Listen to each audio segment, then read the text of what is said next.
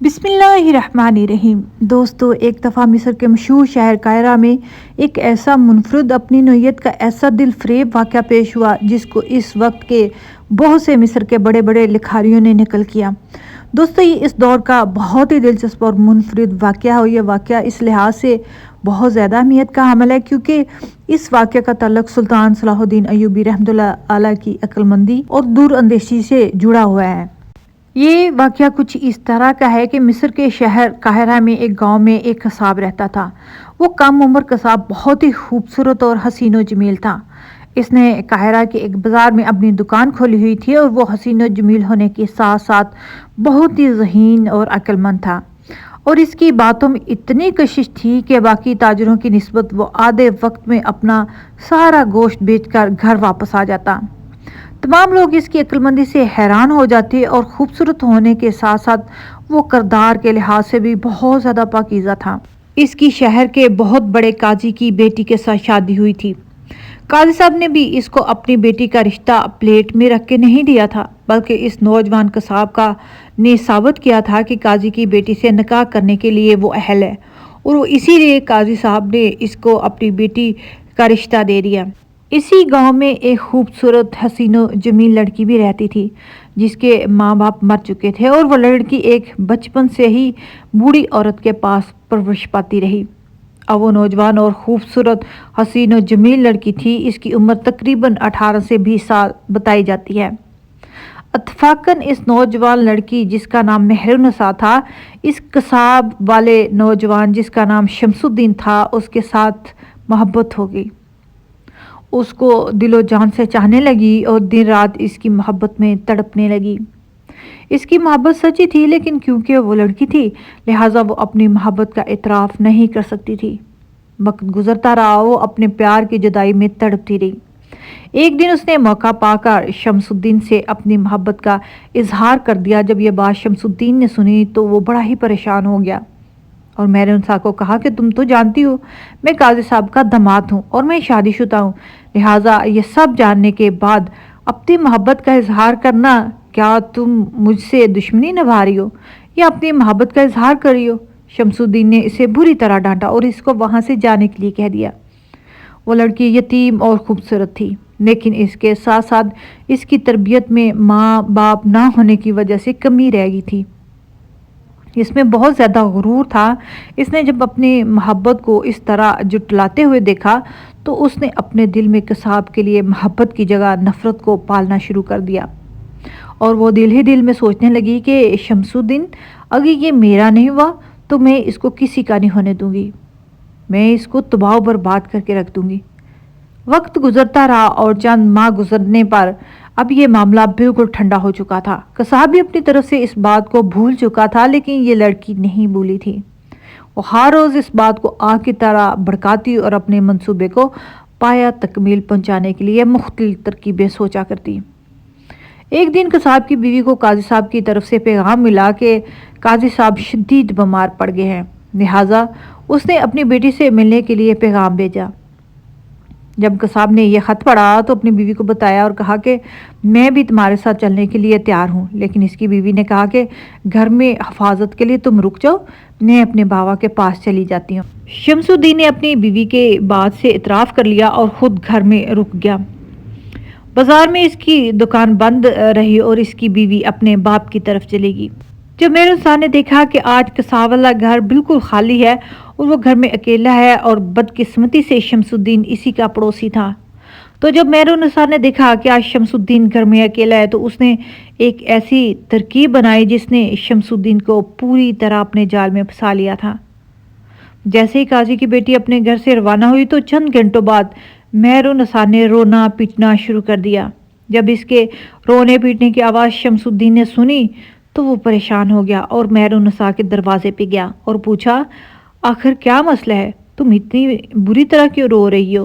تو مہرالنساء نے چیختے چلاتے ہوئے کہا، میری ماں جو کہ اس کی پرورش کرتی ہے، اس کی طبیعت بہت زیادہ خراب ہے، تو میری مدد کرو۔ شمس الدین نہ چاہتے ہوئے بھی مہرالنساء کے گھر میں چلا گیا، لیکن اسے نہیں پتا کہ وہ کس جال میں پھنسنے والا ہے۔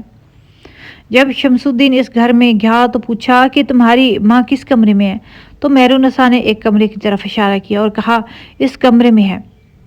جب شمس الدین اس کمرے کی طرف دوڑا تو پیچھے سے مہرالنساء نے حویلی کا دروازہ بند کر دیا اور اس کے پیچھے پیچھے چلی گئی۔ اب جیسے ہی شمس الدین کمرے کے اندر داخل ہوا تو مہرالنساء بھی پیچھے سے کمرے میں داخل ہوگی، لیکن پریشانی کی بات اس وقت ہوئی کہ جب شمس الدین کمرے میں داخل ہوا تو اس میں کوئی بوڑھی عورت موجود ہی نہیں تھی۔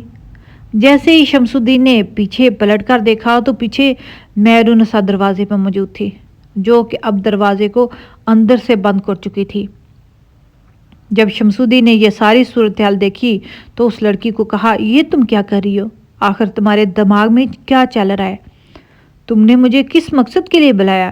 تو اتنے میں وہ تنزیہ مسکرانے لگی اور کہا پریشان ہونے کی بات نہیں ہے، یاد ہے تمہیں میں نے چند ماہ پہلے تم سے اپنی محبت کا اظہار کیا تھا، اور یہ بات تم بھی جانتے ہو کہ میں تمہیں ٹوٹ کر چاہتی ہوں، لیکن تم نے میری محبت کو ٹھکرا دیا۔ اگر چاہتے تو تم میری محبت کو اپنا سکتے تھے، لہٰذا اگر آج تم اپنی عزت بچانا چاہتے ہو تو تم میری خواہش کو پورا کرو، ورنہ میں یہیں اپنے کپڑے پھاڑ کر شور مچاؤں گی اور تمام گاؤں والوں کو یہی کہوں گی کہ شمس الدین نے مجھے گھر میں اکیلا پا کر مجھ پہ حملہ کر دیا اور میری عزت لوٹنے لگا۔ جب یہ ساری صورتحال شمس الدین نے دیکھی تو وہ بہت ہی پریشان ہو گیا اور سوچنے لگا کہ اے میرے مالک، تم نے مجھے کس مصیبت میں ڈال دیا؟ شمس الدین نے اس لڑکی کو بہت منع کیا اور بہت منت سماجت کی اور کہا کہ تم جانتی ہو کہ میں ایسا ویسا مرد نہیں ہوں، اور دوسری طرف میں قاضی صاحب کا داماد ہوں۔ اگر اس بات کی کسی کو بھی بھینک بھی لگی تو قاضی صاحب کی عزت داؤ پہ لگ جائے گی، لہٰذا تو مجھے یہاں سے جانے دو۔ لیکن مہرالنساء اس کی محبت میں ٹوٹ چکی تھی۔ اس نے اس کو دو راستے دکھائے اور کہا یا تو تم اپنا آپ میرے حوالے کر دو یا پھر بدنامی کے لیے تیار ہو جاؤ۔ شمس الدین نے دل میں سوچا کہ اگر میں نے اس کی بات مان لی تو میرا اللہ بھی میری مدد نہیں کرے گا، اور اگر میں نے اس کی بات نہ مانی تو عزت اور ذلت میرے اللہ کے ہاتھ میں ہے، لہٰذا میں اپنا فیصلہ قدرت پر چھوڑتا ہوں۔ شمس الدین نے اس لڑکی کو کہا کہ تم نے جو شور مچانا ہے مچاؤ، میں تمہاری کوئی بات نہیں مانوں گا۔ تو اتنے میں وہ لڑکی نے شور مچانا شروع کر دیا۔ جب گاؤں والے دروازہ توڑ کر اندر داخل ہوئے تو اس لڑکی نے اپنے کپڑے پھاڑ چکی تھی۔ تمام گاؤں والوں کو چیخ چیخ کر بتانے لگی کہ قاضی صاحب کے داماد نے مجھے گھر میں اکیلا پا کر اور اپنی بیوی کو اپنے باپ کے گھر بھیج کر میری عزت پر حملہ کر دیا اور مجھ یتیم اور غریب لڑکی کی عزت کو لوٹ لیا۔ میں کسی کو منہ دکھانے کے لائق نہ رہی۔ جب یہ بات گاؤں والوں نے سنی تو شمس الدین کو بری طرح پیٹنے لگے۔ جب تمام گاؤں والے اس کو پیٹ پیٹ کر تھک گئے تو اب انہوں نے شمس الدین کو پکڑا اور قاضی صاحب کی عدالت میں لے گئے۔ جب گاؤں والے قاضی صاحب کی عدالت میں اس کو لے کر جا رہے تھے تو ان میں سے ایک نوجوان نے کہا ابھی قاضی صاحب کی بیٹی اپنے باپ کو ملنے کے لیے گئی اور اس کو اس کے شوہر نے بتایا تھا کہ تمہارے باپ کی طبیعت خراب ہے، لہٰذا اگر قاضی کی طبیعت ناساز ہوئی تو ہمیں اس قاضی صاحب کے پاس مقدمہ لے کر نہیں جانا چاہیے۔ تو اتنے میں ایک نوجوان نے کہا نہیں، ہم جانتے ہیں چاہے قاضی صاحب کتنے ہی علیق کیوں نہ ہوں، وہ ضرور ہمارے مقدمے کو سنیں گے۔ تمام گاؤں والے اس نوجوان کو پکڑ کر جو کہ قاضی صاحب کا داماد تھا قاضی صاحب کے پاس لے گئے۔ جب تمام لوگ عدالت میں پہنچے تو حیرانگی کی بات اس وقت ہوئی کہ قاضی صاحب صحیح سلامت کسی کا مقدمہ سن رہا تھا۔ شمس الدین بھی بڑا حیران و پریشان ہو گیا کہ میں نے تو خود قاضی صاحب کا پیغام سنا تھا، لیکن پھر اتنی جلدی قاضی صاحب کیسے صحیح ہو گئے؟ جب قاضی صاحب نے پہلا مقدمہ سن لیا تو اب تمام گاؤں والوں سے پوچھا تو تمام گاؤں والوں نے قاضی صاحب کو ساری صورتحال کے بارے میں آگاہ کیا اور بتایا قاضی صاحب آپ کے داماد نے اپنی بیوی کی غیر موجودگی میں ایک غریب، مسکین اور یتیم بیچاری لڑکی کی عزت پر حملہ کر کے اس کی عزت کو لوٹ لیا اور کہیں کا نہ چھوڑا۔ جب یہ بات اس نوجوان نے سنی اور قاضی صاحب نے سنی تو اس کے پیروں تلے سے زمین نکل گئی۔ قاضی صاحب حیران و پریشانی کے عالم میں بیٹھا سوچ رہا تھا کہ اگر دماغ گناہ گار ثابت ہوا تو میری ساری زندگی کی کمائی گئی مٹی میں مل جائے گی۔ قاضی صاحب نے اس عورت کو اور اپنے داماد کو کٹہرے میں کھڑا کر دیا اور پہلے عورت سے تمام دلائل سنے، پھر اپنے داماد سے دلائل سنے۔ دونوں کے دلائل بالکل برعکس تھے۔ ابھی عدالت میں بحث و مباحثہ چل ہی رہا تھا کہ اتنے میں قاضی صاحب کی بیٹی جو کہ شمس کی بیوی تھی عدالت میں حاضر ہوئی۔ تو مہرالنساء نے جب قاضی صاحب کی بیٹی کو دیکھا تو وہ چیخ چیخ کر کہنے لگی، قاضی صاحب آپ اپنی بیٹی سے پوچھیں کہ آپ کے پاس اس کو کس نے بھیجا تھا۔ جب قاضی صاحب نے اپنی بیٹی سے پوچھا، بیٹی تمہیں میرے پاس کس نے بھیجا تھا، تو قاضی صاحب کی بیٹی کہنے لگی، قاضی صاحب مجھے میرے شوہر نے پیغام دیا تھا کہ آپ کے بابا نے پیغام دیا ہے کہ میری طبیعت بہت زیادہ خراب ہے، اس لیے آپ میرے پاس تشریف لے آئیں۔ جب یہ بات قاضی صاحب نے سنی تو وہ بھی حیران و پریشان ہو گیا اور اپنے دماغ سے کہنے لگا، میں نے تو کوئی پیغام نہیں بھیجا۔ جب قاضی صاحب نے یہ بات کہی تو تمام لوگ حیران و پریشانی کے عالم میں قاضی صاحب کے داماد کو دیکھنے لگے، کیونکہ اب لوگوں کے دلوں میں آ چکا تھا کہ قاضی صاحب کے داماد نے جھوٹ بول کر اپنی بیوی کو گھر سے بھیجا تھا تاکہ اس کو موقع مل سکے اور وہ اس معصوم لڑکی کی عزت کو لوٹ سکے۔ لیکن جب یہ بات قاضی صاحب کے داماد نے سنی تو وہ چیخنے چلانے لگا اور کہا، قاضی صاحب آپ ابھی اسی وقت اپنے فلاں سپاہی کو میرے سامنے بلائیں، میں اس سے آپ کے سامنے پوچھتا ہوں کہ کیا اس نے مجھے یہ پیغام نہیں دیا تھا۔ تو قاضی صاحب نے اسی وقت حکم دیا اور قاضی صاحب کا وہ سپاہی حاضر ہو گیا۔ قاضی صاحب نے اسے پوچھا، کیا میں نے تمہیں ایسا کوئی پیغام دیا تھا یا پھر تم نے کوئی ایسا پیغام میرے داماد کو دیا تھا؟ تو سپاہی نے صاف صاف انکار کر دیا اور کہا، قاضی صاحب میں نے آپ کے داماد کو کوئی بھی پیغام نہیں دیا۔ جب یہ بات قاضی صاحب کے داماد نے سنی تو وہ بھی حیران و پریشان ہو گیا کہ یہ کیوں جھوٹ بول رہا ہے، لیکن ابھی تک اس کو اس بات کی سمجھ نہیں آ رہی تھی۔ جب قاضی صاحب کے سپاہی نے یہ گواہی دی تو پھر دوسری طرف اس لڑکی کے دلائل اور پھر گاؤں والوں کے سامنے یہ سارا ماجرا یہ سب قاضی صاحب جھٹلا نہیں سکتے تھے۔ قاضی صاحب تھوڑی ہی دیر سوچنے میں مصروف ہوئے اور اس کے بعد قاضی صاحب کو پتہ چلا کہ میرے داماد کا جرم ثابت ہو چکا ہے، لہٰذا انصاف پر مبنی فیصلہ کروں گا۔ جب قاضی صاحب کے داماد نے دیکھا کہ بے گناہ ہوتے مجھے سزا ہونے والی تو اس نے دل میں سوچا کہ اگر میں بے گناہ ہوں کہ میری گردن کٹ جائے تو مجھے کوئی دکھ نہیں، لیکن اتنے بڑے الزام کے ساتھ میں کبھی بھی اپنی موت کو گلے نہیں لگا سکتا۔ اس نے قاضی صاحب سے کہا، قاضی صاحب فیصلہ سنانے سے پہلے میری خواہش کو پورا کیا جائے۔ قاضی صاحب نے کہا، بتاؤ تمہاری کون سی خواہش ہے؟ تو شمس الدین نے کہا، قاضی صاحب یہ صرف میں اور میرا رب جانتا ہے کہ میں بے گناہ ہوں۔ کسی کو مجرم ثابت کرنے کے لیے ثبوت اور گواہ بنائے جا سکتے ہیں اور کسی گناہ گار کو درست ثابت کرنے کے لیے ثبوت مٹائے جا سکتے ہیں اور گواہوں کو خریدا جا سکتا ہے، لیکن اصل انصاف میرے رب کے پاس ہوگا اور اصل انصاف کرنے کے لیے اللہ تعالیٰ نے اپنے کچھ خاص بندوں کو کچھ خاص ذمہ داریاں دی ہوئی ہیں۔ لہٰذا میری خواہش ہے کہ میرے اس مقدمے کو سلطان صلاح الدین ایوبی رحمۃ اللہ علیہ کی عدالت میں پیش کیا جائے۔ اگر سلطان مجھے پھانسی کی سزا بھی سنا دیں گے نا تو میں اس کو بھگتنے کے لیے تیار ہو جاؤں گا۔ کم از کم مجھے یہ تو خوشی ملے گی کہ میں سلطان کے ہاتھوں اپنی روح کی پرواز کروں گا۔ جب شمس الدین نے یہ بات کہی تو تمام درباریوں اور حتیٰ کہ قاضی صاحب کی آنکھوں میں آنسو آ گئے، لیکن قاضی صاحب مجبور تھا کیونکہ تمام گواہ اور ثبوت قاضی صاحب کے داماد یعنی کہ شمس الدین کے خلاف تھے، لہٰذا اس کی خواہش کے مطابق سلطان صلاح الدین ایوبی رحمۃ اللہ علیہ کی عدالت میں یہ مقدمہ پیش کیا گیا اور سلطان صلاح الدین ایوبی کو ساری بات تفصیل سے بتائی گئی۔ سلطان صلاح الدین ایوبی رحمۃ اللہ علیہ نے دونوں کو ٹہرے میں کھڑا کیا اور صورتحال کے بارے میں مزید معلومات لیں۔ جب سلطان نے دونوں طرف سے دلائل سن لیے تو تمام ثبوت اور گواہ اسی کے خلاف جا رہے تھے، لیکن سلطان صلاح الدین ایوبی رحمۃ اللہ علیہ کو کوئی عام انسان نہیں تھا بلکہ ایک دور اندیش ذہین انسان تھا۔ سلطان کو پتہ چل گیا تھا کہ یہ نوجوان قاضی صاحب کا داماد جو کہ شمس الدین ہے یہ بالکل بے قصور ہے، یہ اس لڑکی کے شر میں پھنس گیا ہے۔ تھوڑی ہی دیر سوچنے کے بعد سلطان صلاح الدین ایوبی رحمۃ اللہ علیہ نے کہا، اس مقدمے کا فیصلہ کل صبح سلطان صلاح الدین ایوبی رحمۃ اللہ علیہ کی عدالت میں سنایا جائے گا۔ اور سلطان صلاح الدین ایوبی نے تمام گاؤں والوں کو حکم دیا کہ کل صبح تمام لوگ عدالت میں حاضر ہو جائیں۔ میں چاہتا ہوں کہ تمام لوگوں کے سامنے اس مقدمے کا فیصلہ ہو۔ تمام لوگ اپنے گھروں کو لوٹ گئے اور سلطان صلاح الدین ایوبی رحمۃ اللہ علیہ نے جاتے ہوئے شمس الدین اور مہرالنساء کو اپنے پاس بلایا اور چند لمحوں کے لیے شمس الدین کو اپنے قریب بلایا اور کہا، میں تمہیں ایک راستہ دیتا ہوں، اگر تم نے اس راستے کی منزل کو تلاش کر لیا تو میں تمہیں بے گناہ ثابت کروں گا، لیکن اس کے لیے تمہیں ایک امتحان سے گزرنا ہوگا۔ تو شمس الدین نے کہا، سلطان معظم میں اپنے کردار پہ لگے داغ کو دھونے کے لیے کچھ بھی کر سکتا ہوں۔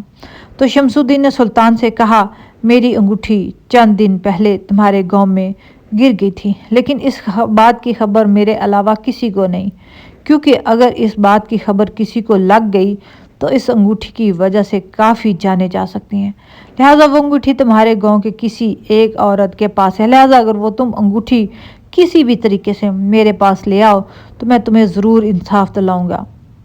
جب یہ بات شمس نے سنی تو کہا سلطان معظم، اگر اس انگوٹھی کو پہاڑ کے نیچے سے بھی مجھے نکالنا پڑا تو میں اس کو تلاش کرنے کے لیے جاؤں گا۔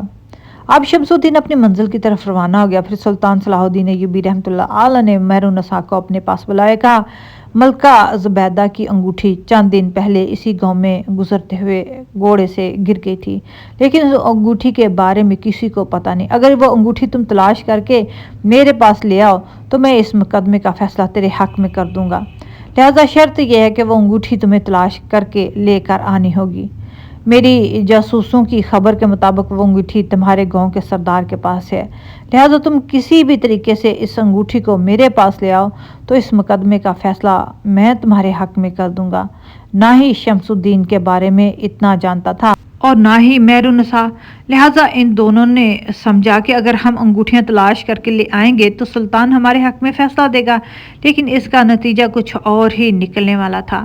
اگلے دن جب صبح عدالت لگی تو سلطان صلاح الدین ایوبی رحمۃ اللہ علیہ نے شمس الدین کو اپنے قریب لایا اور اس کے کان میں سرگوشی کرتے ہوئے کہا شمس الدین، کیا وہ تم انگوٹھی لے آئے ہو؟ تو شمس الدین سر جھکائے کھڑا ہو گیا اور کہا نہیں سلطان معظم نہیں۔ تو سلطان نے کہا کہ یہ تو مجھے پتہ چل گیا کہ وہ انگوٹھی کس نوجوان کے پاس تھی، لیکن تم نے اسے وہ انگوٹھی کیوں حاصل نہیں کی؟ تو شمس الدین نے کہا سلطان معظم، میں نے پتہ لگا لیا تھا کہ وہ انگوٹھی کس عورت کے پاس ہے، لیکن بدقسمتی کی بات ہے کہ وہ عورت ہمارے گاؤں کی بہت ہی بد کردار عورت ہے۔ میں اس کے پاس انگوٹھی لینے گیا تو اس نے ایک شرط رکھی اور کہا کہ اگر یہ تم میری شرط پوری کر دو تو میں تمہیں انگوٹھی دے دوں گی۔ میں نے اسے پوچھا تمہاری کون سی شرط؟ تو اس نے کہا کہ تم اپنے آپ کو ایک رات کے لیے میرے حوالے کر دو، صبح انگوٹھی تمہیں مل جائے گی، تم انگوٹھی جا کر سلطان کو دے دینا اور تم مقدمہ جیت جانا۔ سلطان معظم، میں نے ایک الزام کو دھونے کی خاطر سر پر اتنا بڑا الزام لینا مناسب نہیں سمجھا۔ میں جانتا ہوں کہ میں بے گناہ ہوں اور اس بات کی گواہی میرا دل دے رہا ہے، لیکن میں اس انگوٹھی کو حاصل کر نہیں پایا۔ آپ نے جو فیصلہ سنانا ہے سنا دیجئے۔ پھر شمس الدین کٹہرے میں چلا گیا۔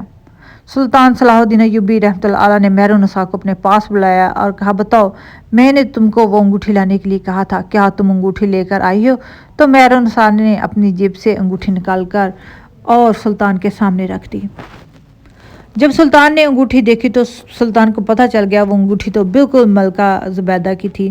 جب اس لڑکی نے سلطان کے ہاتھ پر انگوٹھی رکھی تو سلطان صلاح الدین ایوبی رحمۃ اللہ علیہ نے تمام درباریوں کو مخاطب کرتے ہوئے کہا اس لڑکی نے جو بھی شمس الدین کے خلاف ثبوت اکٹھے کیے تھے وہ سب جھوٹے ہیں، یہ لڑکی شروع ہی سے جھوٹ بول رہی ہے اور شمس الدین بالکل بے گناہ ہے، لہٰذا اس لڑکی کو اٹھا کر زندان میں ڈال دیا جائے اور اس کے پیر آگ میں ڈال دیے جائیں تاکہ آگ کی تپش کی برداشت نہ کرتے ہوئے یہ اپنے گناہ کا اقرار کر لے۔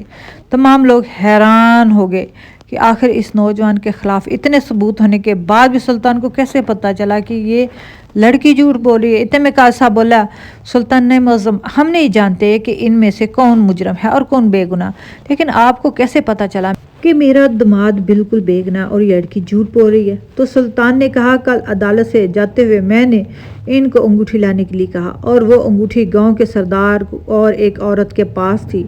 جو انگوٹھی شمس الدین نے لانی تھی وہ ایک بدکردار عورت کے پاس تھی، اور جب وہ انگوٹھی شمس الدین لینے کے لیے گیا تو اس عورت نے آگے سے اپنی گندی خواہش کا اظہار کیا تو شمس الدین نے اپنی موت کو گلے لگانے کو منظور سمجھا، لیکن اپنے کردار پر آنچ نہیں آنے دی اور انگوٹھی لیے بغیر واپس آ گیا۔ شمس الدین جانتا تھا کہ پہلے بھی تمام ثبوت میرے خلاف ہیں اور اگر میں انگوٹھی لے کر نہ گیا تو سلطان میرے خلاف اس مقدمے کا فیصلہ سنا دے گا، لیکن پھر بھی اس نے وہ انگوٹھی اس عورت سے نہیں لی۔ دوسری طرف اس عورت کے پاس اتنے ثبوت تھے، لیکن اسے ڈر تھا کہیں میرا جھوٹ پکڑا نہ جائے، تو یہ انگوٹھی لینے کے لیے گئی۔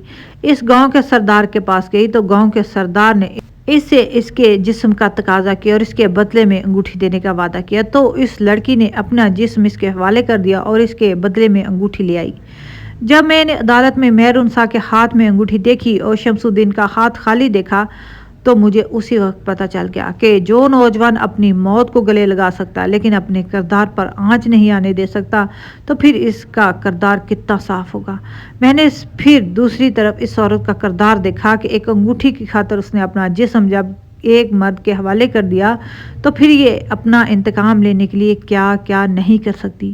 اور اس بات سے مجھے پتہ چل گیا کہ لڑکی جھوٹ بول رہی ہے اور قاضی صاحب کا دماد شمس الدین بالکل سچ بول رہا ہے۔ اور اتنے میں سلطان کے سپاہی اس لڑکی کو لے کر آئے اور کہا سلطان معظم مہر النساء نے جیل میں جانے سے پہلے اپنے گناہ کا اقرار کر لیا اور پھر سلطان صلاح الدین ایوبی رحمۃ اللہ علیہ نے شمس الدین کو باعزت رہا کر دیا اور مہر النساء کو زندان میں ڈالنے کا حکم دے دیا۔ اسی طرح سلطان صلاح الدین ایوبی رحمۃ اللہ علیہ کی عجیب عقل مندی نے اتنے بڑے مقدمے کا پانسا ہی پلٹ کے رکھ دیا اور تمام لوگ حیرانی سے سلطان کو دیکھنے لگے۔